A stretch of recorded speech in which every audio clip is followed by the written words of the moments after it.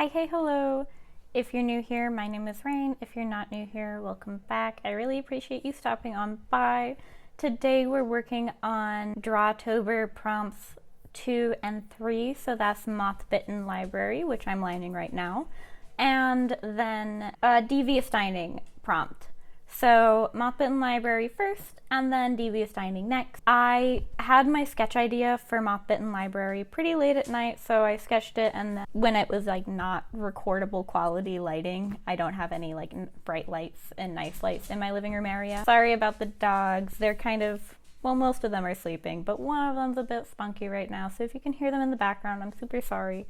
I'll do my best to cut them out when I can, but Moth Bitten Library, I started the sketch pretty late at night, so I wasn't in a position where I could kind of record it and have it actually be visible. I don't have much lighting at all in my desk space, just one little lamp, and it's not great. I've tried recording, it's pretty bad. So I just kind of sketched it, and I did actually want to start lining the night prior when I had finished the sketch, but I decided to wait until the morning when I could record the process. I had done a lot of the line art and stuff for my previous video, which was the overgrown cemetery prompt, like off camera, and I was like, oh, I want to show more of my process. That, and I also really love the sketch, and I was super excited to like bring it to life, like, and have it recorded. I loved the sketch and the line art so much while I was doing it. I almost made a separate video of just doing the line art so I could gush about it for 35 minutes, but I decided maybe not the most interesting, and also I already have a plan to post the ghostly ballroom prompt on a Monday, because my usual upload time for that last week would have me posting my last Drawtober prompt in November, actually, because I post on Thursdays, so I don't really want to post extra twice in 1 month, because I don't really want the algorithm to punish me when I go back to just my weekly uploads after posting bi-weekly twice. I am hoping to find time to be able to have more fun, shorter videos that I can post on like Mondays and stuff, but I'm not entirely sure how exciting they'd be in terms of like the fact that for the most part, I would probably just be doing little sketchbook doodles and stuff like that, or like vlogging my doodles through the week, but I don't know. I've been thinking about it, but I don't really want to toy with my upload schedule too much when I have, I think I mentioned it in my last video, but I've bumped up to 21 units, so I have a lot of exams now, almost. I have like weekly exams now, so I don't know, we'll see. Maybe for the spring semester we'll get there, but we'll see, of course. I'm kind of just going with the flow of things, of course. I'm sure those who have been around for a while are aware of that. As far as the Moth Bitten Library line art is concerned, though, I don't actually know that I've gone through and done like a really proper traditional line art process according to how I usually do it. So let's talk about it a little bit. I, generally speaking, do a very light line art first, unless I really know something is I want it to be thick and bold from the get-go.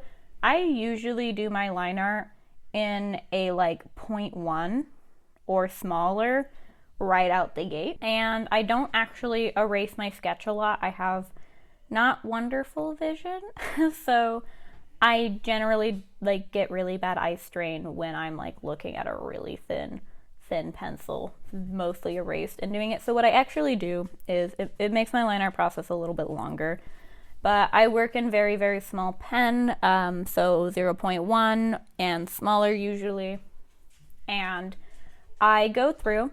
If I know I want hatching in an area, I just do it right out the gate with that 0.5, and then later I'll go through and I'll darken up lines and add that line variation that I otherwise need to make my line art spicy and fun. I found that like no matter what pen size you're using, if you're really erasing over it, it lightens the pen quite a bit. So it's just kind of like a waste, in my opinion, to go through and actually like really do all of my line weight stuff when I'm gonna erase over it and then have to go over it again to darken it up and keep it from being kind of a toned down gray. Unless I want that, I don't really think that my gray pen is particularly marker proof, despite being the same brand as my other marker proof pens. So sometimes I'll do that if I want the line art to look a little bit lighter but still thick. So generally speaking, I have a really long process with my line art. Traditionally, it's a big reason why I work so small. I can handle with my kind of hand paint 9x11 most of the time, but it takes me way too long with my line art process, and I tend to elongate it forever. I also just love the feeling of like, this is 5x8 or 7x10. I believe it's 7x10.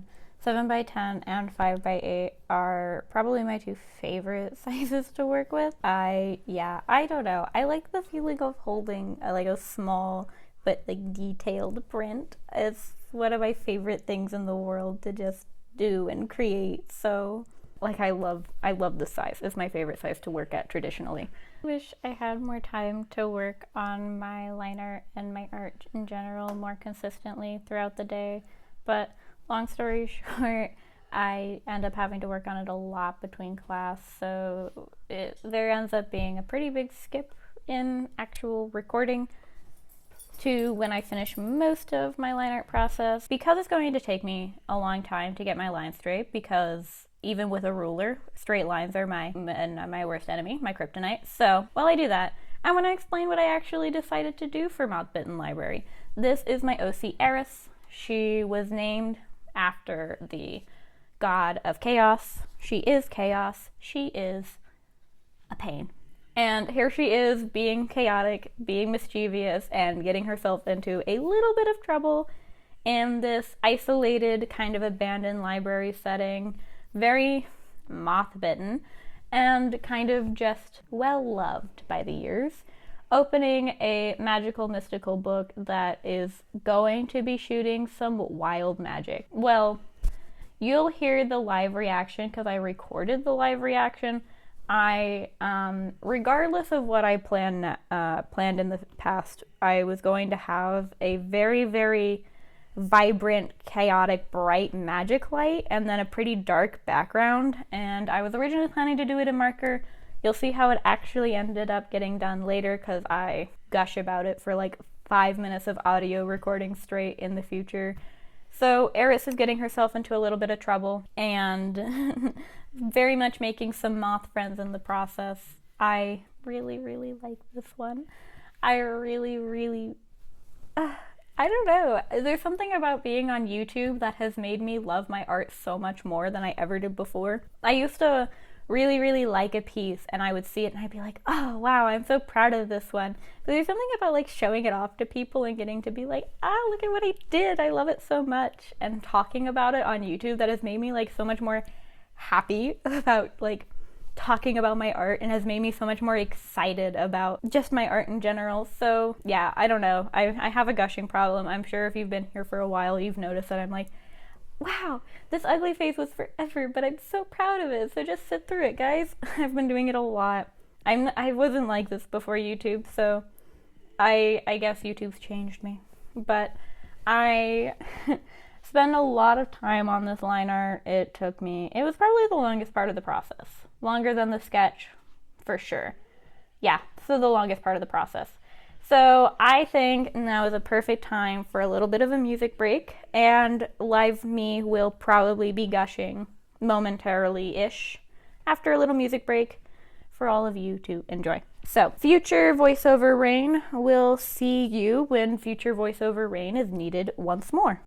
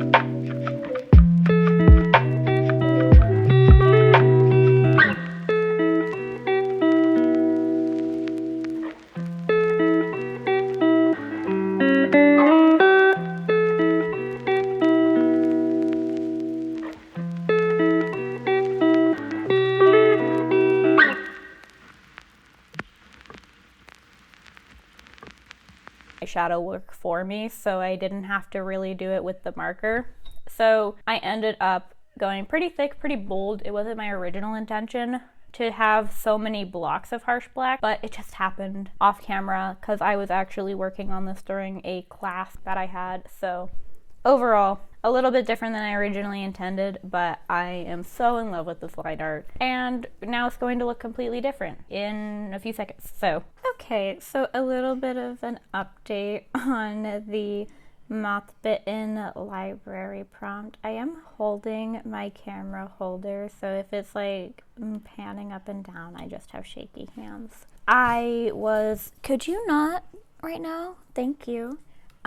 So I was scanning my line art and basically just trying to get it nice and cemented so that if I, one, mess up, I have permanent copies of it. And then two, because I loved it so much that I wanted to make a coloring sheet of it for my Ko-fi page. And then I was thinking, honestly, I loved it so much. I almost wanted to make it I loved it so much. I kind of wanted to make it a like print on its own. Like I almost wanted to just leave it as line work exclusively. That's how into it I was. And so I decided wow, that dog was so peaceful before I started filming. I decided since I loved it so much and I was working on scans and I was like brightening up the background and toning it down, I might as well do a color mock-up in Procreate. The colors I wanted. So I don't know. I just kind of like did a little purple underlay. Yeah, I really just did a purple layer. I have this fun red line art, which gives it a whole different vibe. I don't think I like it for the purple particularly, but I was just playing around with it. And I have this purple layer and I just started adding lighter purples and darker purples and really playing with this whole thing. And I don't know, I've fallen so in love with it. I kind of just want to leave the Moth Bitten Library prompt like this. I'm gonna record me going in and adding a little bit more definition and fun to the books, brightening it up a little bit and making it a little bit more dynamic, but I don't think I actually want to go through the process of working on the physical piece of paper yet. I almost want to leave it like this, you know, just have these two different versions because I love this so much. At the very least, I think I'm going to leave it this way and just spruce it up digitally for Drawtober, and move on to the other prompts because I'm going to be honest, I am a little bit strapped for time. I started this in September, and yet with my 14 units turning into 21 units on the 27th of September, and then my like 15 to 20 hours a week for my work, and then my illness, I've just been a little bit like, I've been really struggling to get this much art done with my art courses. So I think I am going to save the whole process of doing something with this line art for either the future or not at all. Like I really, really like it like this, and I have no opposition to leaving it this way forever. But I am gonna set it aside in the event that I feel like coloring it one day. I mean, I'm really attached to it as it is. I almost want to get my light box out and like reline it so that I always have this. Like, I almost feel like it's perfect the way it is. Obviously, maybe I could fix up some of the lines, and I do want to add a little bit of white here so that the tie is more distinguished in the harsh shadow. But I think I want to, oops, sorry, I tapped you. I think I want to leave it like this and then just finish the Moth Bitten Library prompt digitally like this because I really like this, and it's honestly capturing the feeling a little bit better than I intended to even traditionally. So that's an update on this one. Sorry I didn't take you along for this kind of vibe. It was like 11 p.m. last night when I was working on it, but I am going to be doing more today, especially in the hands and the face. I do think I might make the sweater a little bit darker in general. I'm either going to make the sweater a little bit darker, or I'm really going to darken up the background a touch. So yeah, we'll see. You'll definitely be, if you stick around for 2 minutes into the future, maybe less, you'll definitely be seeing where I go with the rest of this. But I did want to pop in and give like a live react auditory update now that I'm about to get back to work on this for the day.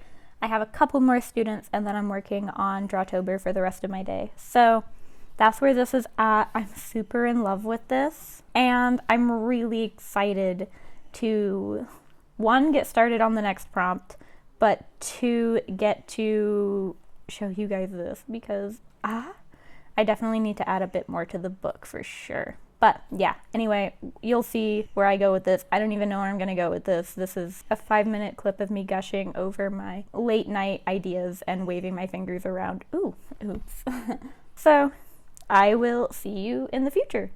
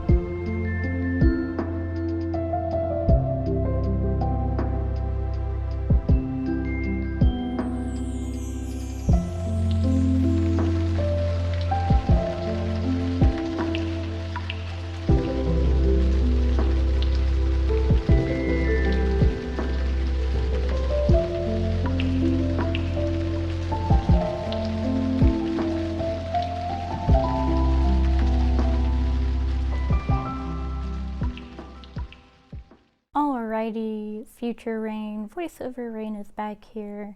So we're coming to a close video-wise in regards to the actual values that I'm using and going through the process of this monotone colored piece and going through making sure I have all the values how I want them to be, ensuring that I have darks where I want them to be, lights where I want them to be, and generally making the whole piece feel like it's not too much one way in a way where I don't like it. You know what I mean? Like, not so dark you can't see anything, not so bright it doesn't have that spooky kind of feel, kind of relying a little bit more in the darker midtones generally was what I was going for.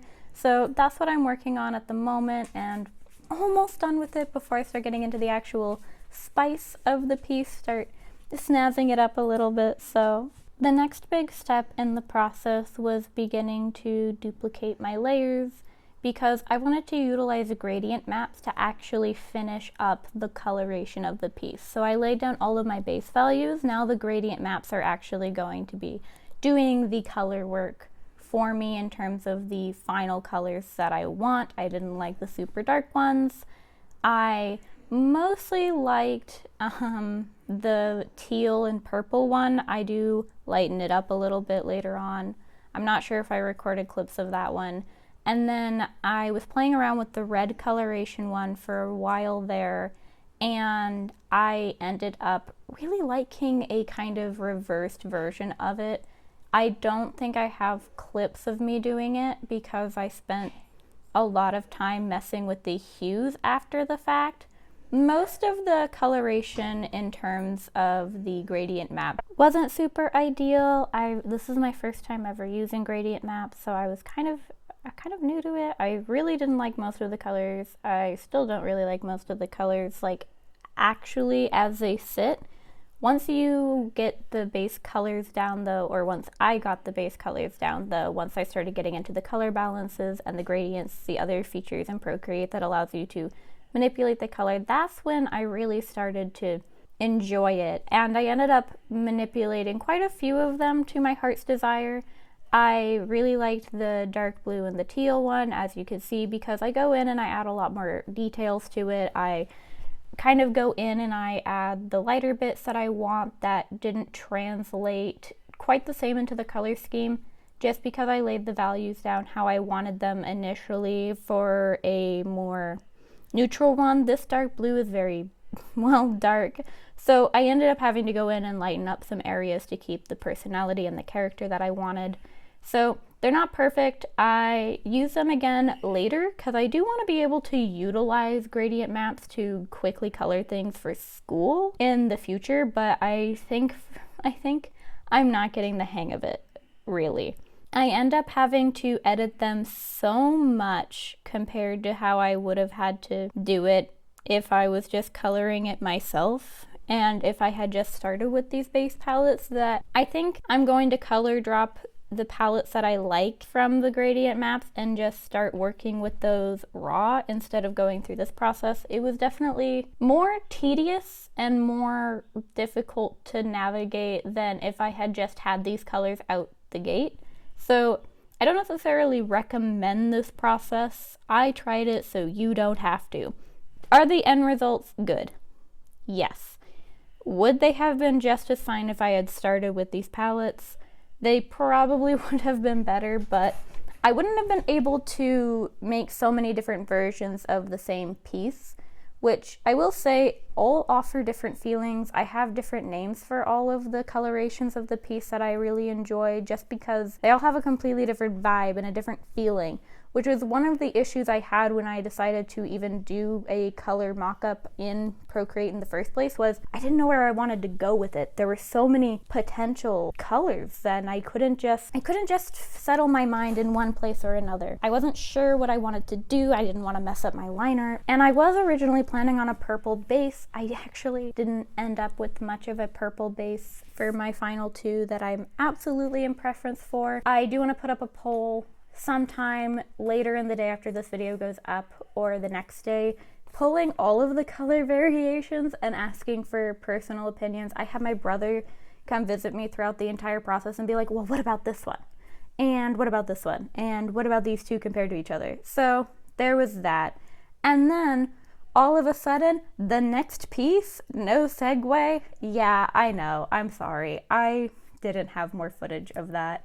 And I also didn't record a lot of the base of this process. Why, you ask? You didn't ask, but I'm gonna tell you. I didn't think I was gonna do this piece for my project too, for my college art course, and it just kind of happened. I had 4 different thumbnails for this project, and I asked my professor, and she was like, I like all of them, and I was like, that's not helpful. So long story short, this was the piece that I ended up going with, mostly because it just felt more spooky, and I was kind of in the October vibes. Then it turned out that I had, with what I planned to do for my project too, based on this piece, it felt perfect for Devious Dining, just in a completely different context. So the actual plot of this piece is about chronic illness, because that's what my project is on. And the point of this piece in that front, and kind of still in this front, is the way that the front that you put up, or that pretty front you put up when you're sick, exists to the world, kind of sucks a lot of the life and the energy out of you, and how it's really difficult to maintain that facade of being healthier than you are when you have a chronic illness, but that kind of social obligation to put up that facade. That was kind of the base idea for the piece, and I feel like because I had a bloody, gory approach, these are growing out of the body. These are becoming the new front, the new illusion, the new presentation to the world, whilst the body is being sucked of its energy, its life. These flowers are feeding off of the character. I felt like this was still very fitting for Devious Dining. And ultimately, I decided I don't really want to do 7 illustrations this month, so why not double up? They fit the prompts for both of my works. One of them is going to have a more chronic illness focus. I think I mentioned this in a clip later. Because I'm voiceover Rain, past Rain did record some audio for this piece as I was live doing it. So I'm pretty sure I mentioned how I ended up kind of intending to have a different story for this piece for Devious Dining, and creating a little bit less chronic illness focused version, yet still intending quite strongly to be kind of feeding off of the body, plants growing from a dying or suffering human. So Devious Dining, yes, I will probably make a different statement for this one, and you'll see in the future how I end up going about the differences and the different process for different colorations, because once again, I just mentioned it. Oops. Wow, Rain, you should write a script. I will one of these days, I promise, but it's not today. I'm sorry. But I do use color gradients again. However, I actually had a plan when using my color gradients this time, because I had experienced the Moth Bitten Library already. So I wanted to try again, but with the lessons that I had learned from my previous go at it. I was hoping that my newfound understanding and my pre-experience would give me a better time with it, an easier time with it. However, I think I actually ended up making more mistakes based on my confidence that things would work out in the end. I feel like I was riding the high of Moth Bitten Library going so good, and Eris looking so good in her illustration, that I was like, yeah, nothing can go that wrong here, right? I made so much extra work for myself with how I approached this piece, and if I had just dedicated another hour or 2 of my time to the flat colors I ended up going with, this would not have sucked as much. But we'll get into that momentarily. My classic art style vibe is crumbling humans.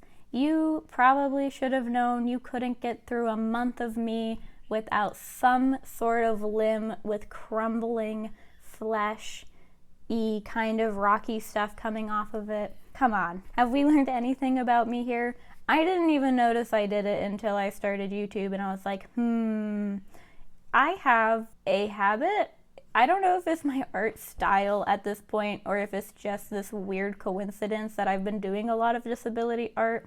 So I've been kind of portraying a decaying body at least once or twice a month. We'll see. We'll see when I'm at a portfolio in December if I keep up this trend, or if it falls away, and if it's a chronic illness type art, or if it's just my art. I'm not sure. It might be a style thing though. I don't know. You tell me. Tell me if maybe we can make a joke out of it. I'm not sure. I'm making fun of myself for it. Not as much as I was making fun of myself for not being able to figure out this suit jacket. Do not make a thumbnail and then not finish the thumbnail and expect it to go good. That was my life lesson. I wanted to cry.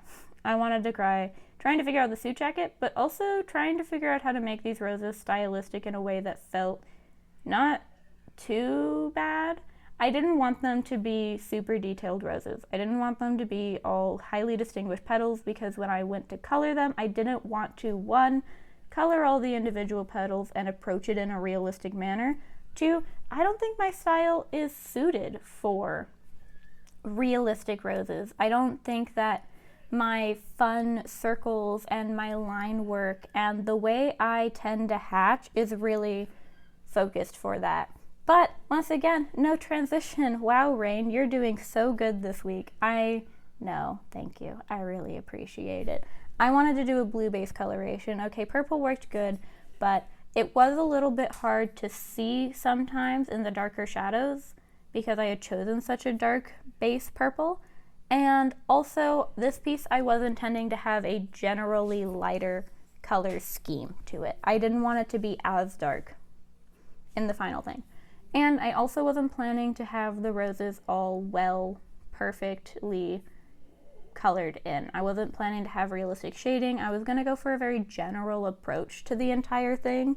So I kind of just splashed general tones down. Darkest ones in the area where I knew I wanted dark darks, and then general midtones everywhere I didn't want lights, just kind of going for it.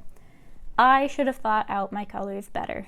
I really, really should have. Because ultimately what happened was when I went to do my color gradient maps, which I don't think I actually show my mini breakdown over that in this video. I think I didn't record clips because I was borderline crying with frustration, and I was also eating. So I ended up having to basically recolor my already existing colors, but with the palette of my color gradient. I ended up really just not going about this the way I probably should have. I think you need to start with the color palette. At least I need to start with the color palette. I don't have the capacity to really understand or predict how these color gradients will affect the tones I've already laid down. And as somebody who is very particular about the way they want their brush strokes to look and how they want things to leave an impression, and as somebody who does mix a lot of funky colors in from time to time in their art and uses kind of funky colors to add a little bit of spice here and there and really kind of plays with it, I really don't think I had enough of an understanding to do this correctly, and I would have been better off just starting with the color palette. The ending product ends up really, really good, and I do really, really love it. Okay, don't get me wrong, but I think I put an extra 4 or 5 hours of work into the coloring just because I didn't understand the color gradients the way I needed to make this piece work the way I wanted it to. They also gave off such drastically different vibes and feelings and stuff that I needed to play with those colors a lot to ensure that I was still getting this across in a way where it showed that something not great was happening here. Like, having flowers grow from your body is not fun, even if it looks cool. I can't tell you that from personal experience, but I don't know. Maybe I'm wrong. Let me know down below if you think I'm wrong about that one. I'm willing to have a conversation about that one. But yeah, the colors, when I went through the gradient process and I was flicking through them and trying to find the one that would work, I just wasn't getting what I needed. And so I ended up basically doing a very simple version of the color gradients and then going absolutely wild with the overlay layers to try and make this have the feeling that I wanted it to. I should give you guys another music break because I'm pretty sure I talk from minute 40 to 47 straight, so I'm gonna give you guys a little bit of a music break. So alrighty, past Rain will talk to you very, very soon about how I came to the color gradients I did and all of that. And I hope you really like the pieces. I know No, I know past Rain tells you guys like all about it and all of that and tells you to do all of the YouTubey thingies, but I don't know, future Rain is just still super in love with these pieces, and I think I'm allowed to gush a little bit in the future, even before you've heard the past, okay? Future Rain had to say it, okay? I love these pieces.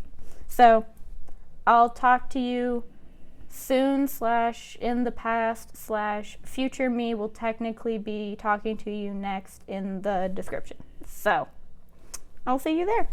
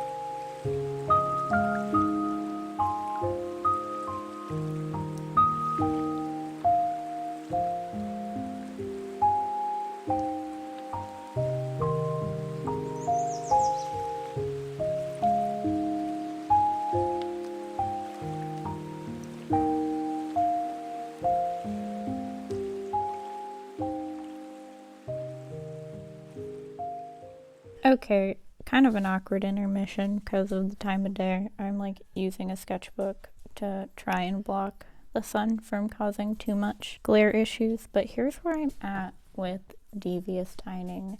And I don't know if future me will mention it in the voiceover, but effectively, I kind of decided to double my Devious dining up for my project 2 for my portfolio class. So it is a little bit less vampiristic than I originally intended. However, it is still kind of spooky, I guess. So ultimately, what I've been doing now is just playing with the colors. I'm not sure what I want to do with it. I think this might be my least favorite of the fun colorations I've chosen, but ultimately this is kind of like my base shading for playing with. This is probably my third least favorite. Then yeah, I really like this one. I want to go in and add a little bit more orange to it, but I really like how this one looks, getting it in the non-glare zone.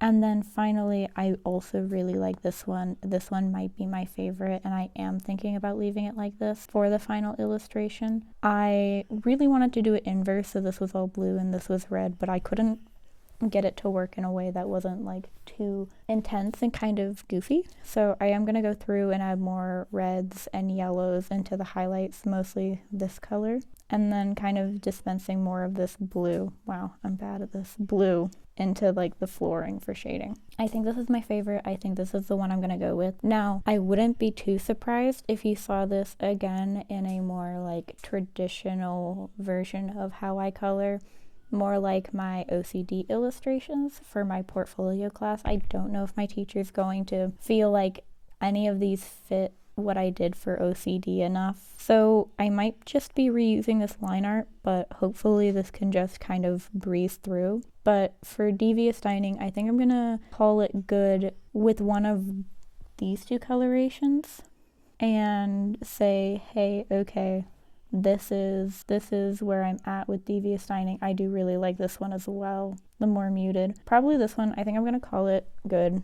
Probably about here. You might get another clip after this where you will get another clip after this where I'm like doing the last final touches and putting this one next to the versions I have for Moth Bitten Library. I think that just generally I am gonna have to work with this line art a lot for portfolio, and that one, the final project is due on the 30th of October, so it definitely won't be done in time according to those standards. So I'm gonna call this a Devious Dining probably. You'll see if I completely change my mind in the next clip, and then you guys might be seeing this again once more at the beginning of November, but I'm hoping that I can just continue rendering this and giving this life. Well, death. I do have the ink version for Devious Dining, so this is the blood version of it. It looks pretty good with all of them. I do really like this as well. Yeah, I really like this illustration. I'm very happy with this line art, so I am going to be saying that this is probably the coloration though. It'll just get a little bit more refined, not much, and it's mostly going to be the floorboards because this bit is not transitioning quite how I want. I want this to have a bit more of that fun blue coming into it. And then like cleaning up these brush strokes maybe a little bit. I do like them messy and all this character, but just a little bit. Other than that, this is basically done.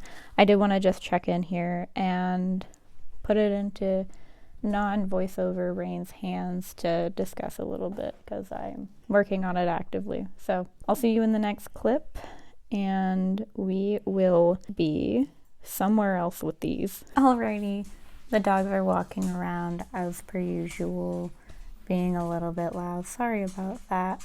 But in wrapping up Devious Dining, because that's what we're doing, I was expecting to record some more like actual clips of footage of me working on it.